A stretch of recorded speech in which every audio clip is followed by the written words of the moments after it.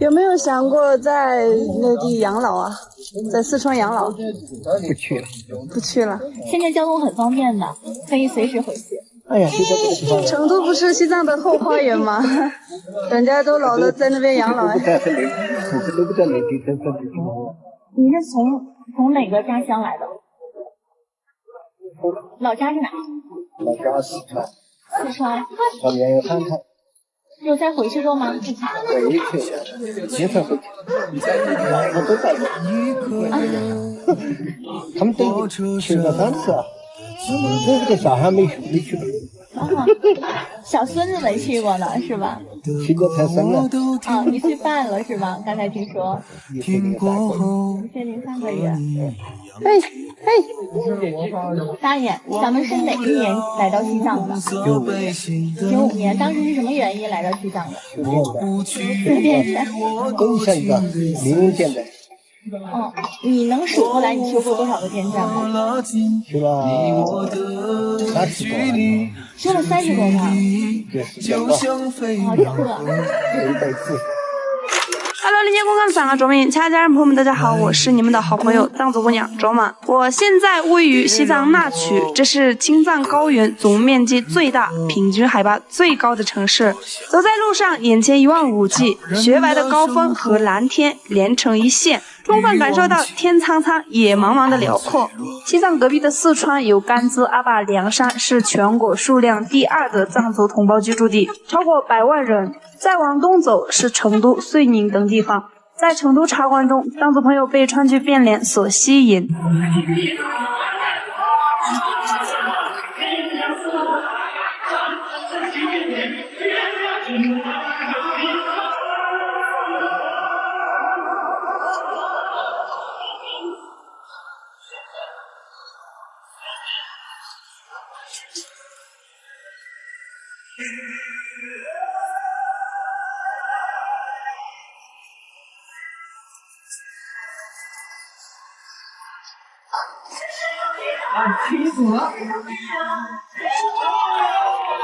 在遂宁图书馆和商业中心，藏族朋友聚精会神学习完成后就去吃饭逛街。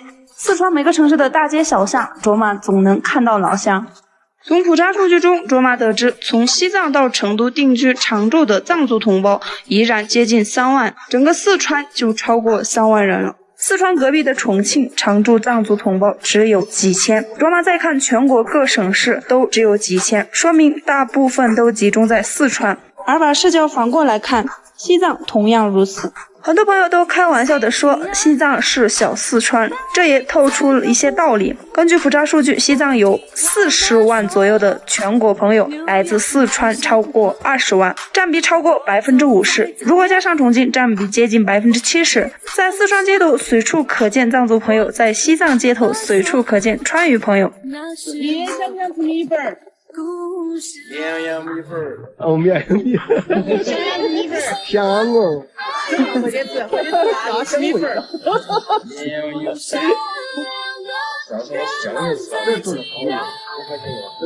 我老家是广元的。哦，那跟这不一样。绵阳，我也去过绵阳。哪一年上来的？那叫什么？遂宁绵阳。就像卓玛镜头里的大爷，就是从四川而来的几十万分之一，却在西藏经历着这段精彩人生。在大爷眼里，咱们共同的家园又发生了哪些巨变呢？家里现在变化好大了，那是下面只有一家卖蔬菜的，一家土房子，银行那些全部都是土房子。有点酒，有点那房子，其他没得房子。大爷描述的佳丽县就是西藏大部分地区的共同写照。各位朋友看，现在的佳丽县是这样的，从90年代到2023年。人家土地的变化。就是可以说，真的是可以这么形容，翻天覆地。西藏总面积全国第2，却是最地广人稀的地方，密度平均为每平方公里3人左右，大部分都处于人迹罕至的自然环境里。咱们常说的西藏无人区，就是在那曲北部，走到阿里，再加上新疆、青海一些地方，连起来形成了超过50万平方公里的无人区，比四川全省还大。地图上有南极和北极，西藏被称为第三极。最能体现这个称呼的地方就是那曲阿里日喀则。那曲并非全都是极地，往东边走，藏在峡谷中也有一片桃花源。由于西藏的特点是高山连绵不绝，90年代时这片气候宜人的桃花源没有公路进出，除了步行或牛马，就和周围的拉萨、林芝、昌都隔绝了。哇，这个水好绿！在海拔3100米的牛乡，大爷依靠种田，白天还有老百姓家里去劈石头，晚上回来了点灯挖地，晚上还点灯挖地。挖了地还种菜。我那个时候把学校里面乡政府里面的人吃蔬菜，那个时候路不通没得菜的，种那些什么白菜啊、茄子啊、豇豆啊、四季豆啊、青椒啊、鸡瓜啊，什么都。听大爷的描述，种植品种还挺多。相对低海拔的林芝、嘉里县、牛乡这些地方，依靠自然环境能存活的果蔬品类不少。卓玛家乡日喀则平均海拔超过4000米就没那么容易了，除了青稞、土豆等少数品种，几乎种不了别的。从90年代，山东省就帮着解决果蔬种植难题，几十年来终于果蔬自由了，日喀则还有了西藏果蔬之乡。而西藏大部分地方都像日喀则一样有了山东经验，全国农业专家共同努力，现在西藏大部分地方都能种植果蔬，距离我们果蔬自给自足的梦想更进一步了。我们刚到东山的时候，那些老百姓就建那个房子，地下漏底的3个石头，这样，这3个石头在高头煮饭烧茶，碗都找不到。还是留给了你们的付出呀！家里连碗都没得。我在这里特别说明一下，中峪乡其实就是牛乡，本地人习惯叫中峪乡。嘉里县到牛乡这一路就是那曲的桃花源，位置处于川藏南北线318和317的中间。川藏线早在50年代就修通，和青藏公路一起通车，是西藏最早的道路。而嘉里县到牛乡的路比川藏线晚了50多年。没有路之前，咱们西藏的物品比较宝贵而稀有，有了路之后，东西从四面八方到达西藏，触手可得且更实惠了。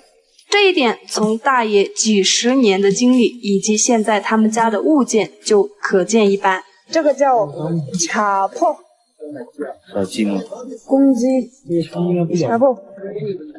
哇，这个地方拍出来太好看了，鸡养的多好，身上的毛油亮油亮。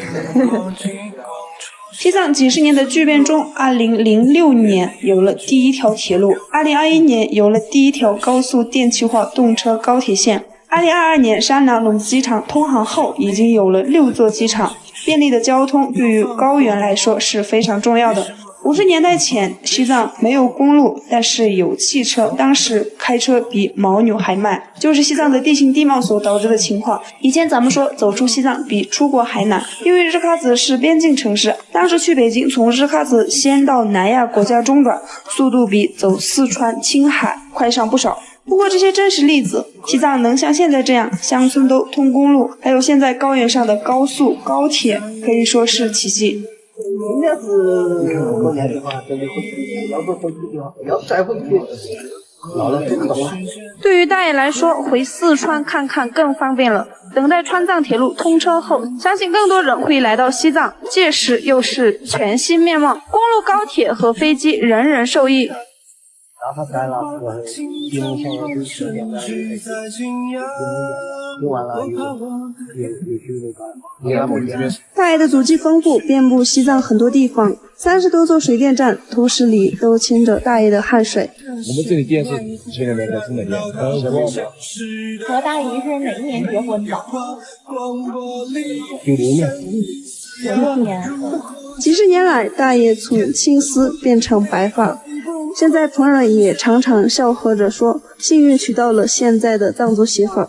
两人相互帮助，有很多难忘回忆，把藏语也学会了，和阿家白头偕老，相濡以沫几十年。现在女儿也在西藏工作，把根扎在了青藏高原。那现在女儿在哪里？在地中。在地中。她大概多长时间回来一次？放假了就回来。其实藏汉的爱情很简单，就是相互尊重，彼此相容。大爷和大姨共同扶持，把苦涩过成了现在的甜。因为在红旗下的西藏高原，只要你生活超过1年，就能感受到变化。如果超过5年，那就是巨变。大美西藏，欢迎你